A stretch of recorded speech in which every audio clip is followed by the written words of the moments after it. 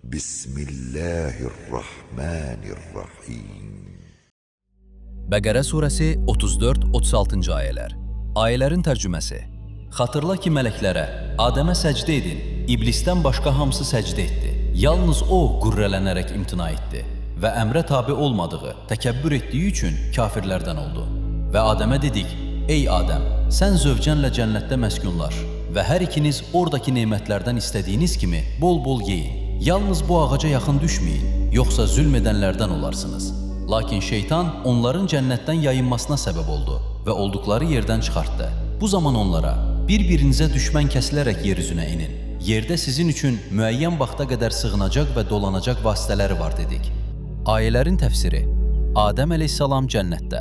Bu ayələrdə insanın məqam və dəyərinin üstünlüyü mövzusu davam etdirilir. İlk olaraq mələklərin Adəm əleyhissalama səcdə etməsi məsələsi önə çəkilir. Xatırla ki, mələklərə Adəmə səcdə edin dedikdə, iblisdən başqa hamısı səcdə etdi. Yalnız o, qürrələnərək imtina etdi və əmrə tabi olmadığı, təkəbbür etdiyi üçün kafirlərdən oldu. İlk baxışda belə təsəvvür yarana bilər ki, Adəm əleyhissalama səcdə etmək mələklərin sınağa çəkilməsindən və adların ona öyrədilməsindən xeyli sonra baş vermişdir. Lakin Quranın digər ayələrinə diqqət yetirdikdə məlum olur ki, səcdə Adəm əleyhissalam xəlq edildikdən dərhal sonra mələklərin sınağından qabaq olmuşdur.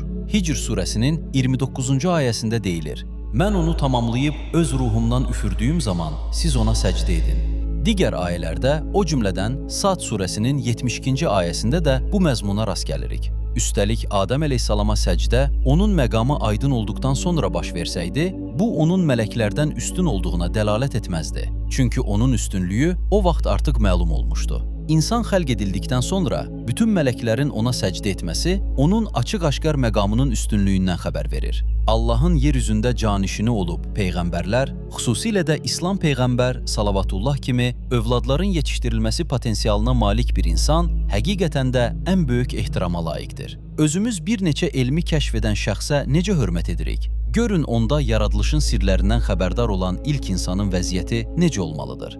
Mələklər sınağa çəkildikdən sonra növbəti ayədə Adəm əleyhissalama və zövcəsinə cənnətdə məskunlaşmaq göstərişi verilir.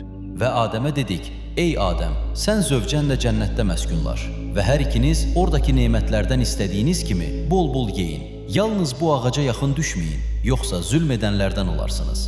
Quranın bir sıra ayələrindən belə məlum olur ki, Adəm əleyhissalam bizə məlum olan yer üzündə yaşamaq üçün yaradılıbmış. Lakin əvvəlcə Allah Taala onu cənnətdə, bu dünyanın ən gözəl və Adəm əleyhissalam üçün orada heç bir çətinliyin olmadığı gözəl bağlarından birində məskunlaşdırmışdır. Bunun da səbəbi o idi ki, Adəm əleyhissalamın yer üzündə yaşamaq haqqında heç bir tanışlığı yox idi. Təbii ki, belə olan halda o, bəzi çətinliklərlə qarşılaşa bilərdi. Bunun üçün onun yer üzündə yaşamaq haqqında müəyyən qədər tanışlığı olmalı idi. Bu baxımdan o, qeyd etdiyimiz cənnətdə bir müddət hazırlıq dövrü keçərək lazımi məlumatları öyrənməli idi. Bilməli idi ki, yer üzündə yaşamağın bir sıra məsuliyyət, qayda-qanun və çətinlikləri vardır. Həmin qaydalara riayət etmək insanın səadətini, ixtiyarındakı nemətlərin davamlılığını təmin edəcək. Qanunları pozmaq isə onu çətinliklərə salacaq. Eyni zamanda onu da bilməlidir ki, o azad xəlq edilsə də, bu mütləq azadlıq deyil. Hər istədiyini edə bilməz.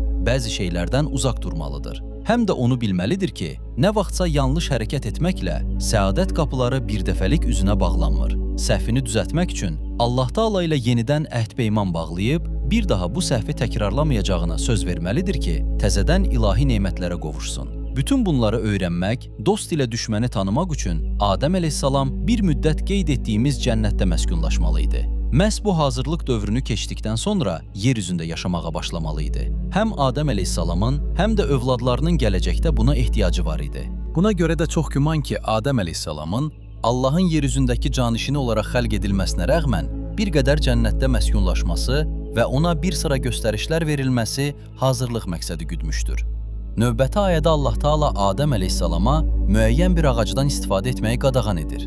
Lakin onu və övladlarını yoldan çıxaracağına and içmiş şeytan öz vəsvəsələrini işə salır. Quranın digər ayələrindən belə başa düşülür ki, şeytan onları qadağan olunmuş ağacdan istifadə edəcəkləri təqdirdə zövcəsi ilə birlikdə mələyə çevrilib cənnətdə əbədi qalacaqlarına inandırmışdı. Hətta and içib onların xeyrini istədiyini bildirmişdi. Beləliklə, şeytan onları aldadıb yoldan çıxarır. Lakin şeytan onların cənnətdən yayınmasına səbəb oldu və olduqları yerdən çıxartdı. Bu zaman onlara bir-birinizə düşmən kəsilərək yer üzünə inin.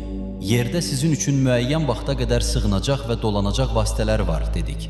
Məhz bundan sonra Adəm əleyhissalam özü özünə zülm etdiyini anladı. Başa düşdü ki, şeytanın vəsvəsələrinə uyduğu üçün nemətlə dolu cənnətdən çıxarılmış, bundan sonra çətinliklərlə dolu yer üzündə məskunlaşmalıdır. Adəm əleyhissalamın peyğəmbər və məsum olmasına baxmayaraq, daha yaxşı olan işi tərk etdikdə Allah peyğəmbərə qarşı sərt rəftar edir.